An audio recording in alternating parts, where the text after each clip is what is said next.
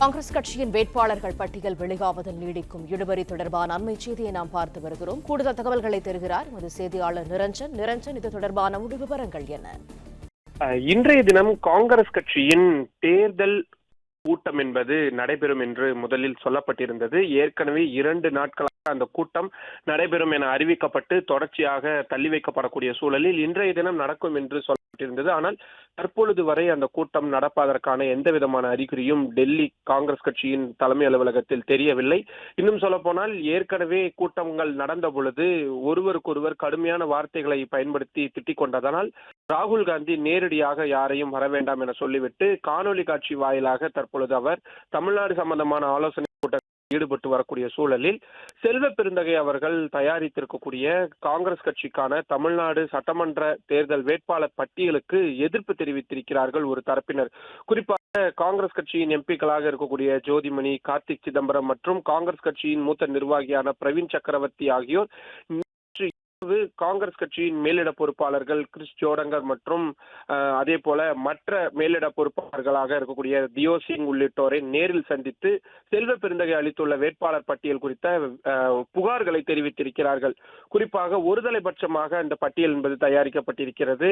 அமைப்பு ரீதியாக இளைஞர் காங்கிரஸ், மீனவர் பிரிவினர் என்று பல்வேறு அமைப்பு ரீதியில் செயல்படக்கூடியவர்களை பட்டியலில் சேர்க்கப்படாமல் தன்னிச்சையாக செல்வ பெருந்தகை அவர்கள் இந்த பட்டியலை தயாரித்திருக்கிறார். அதை ஏற்றுக்கொள்ளக்கூடாது என்ற ஒரு குற்றச்சாட்டை முன்வைத்திருக்கிறார்கள்.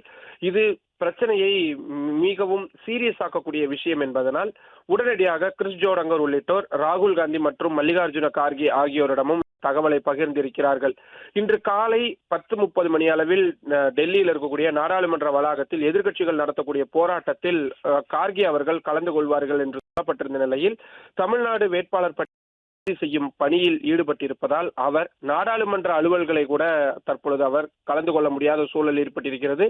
மிக முக்கியமாக இந்த பிரச்சனை சமாளிப்பது, ஏனென்றால் இன்னும் 1 வார காலம்தான் இருக்கக்கூடிய சூழலில் இதை எப்படியாவது சரி செய்ய வேண்டும் என்று அவரும் கடுமையாக முயற்சித்துக் கொண்டிருக்கிறார். இன்னொரு பக்கம் ராகுல் காந்தி கேரள மாநில சட்டமன்ற தேர்தலில் கவனம் செலுத்தி வரக்கூடிய நிலையில் இன்றைய தினம் நடைபெறவில்லை என்றால் நாளை மதியத்திற்கு மேல்தான் காங்கிரஸ் கட்சியின் அந்த தேர்தல் குழு கூட்டம் என்பது நடைபெறும். பிறகு அது இறுதி செய்யப்பட்டு இரவு அல்லது நாளை மறுநாள் இன்று வந்துவிடும் என்று பெரும்பாலும் எதிர்பார்த்திருந்தோம். ஆனால் தற்பொழுது வரை அதற்கான எந்த விதமான அறிகுறியும் இல்லை.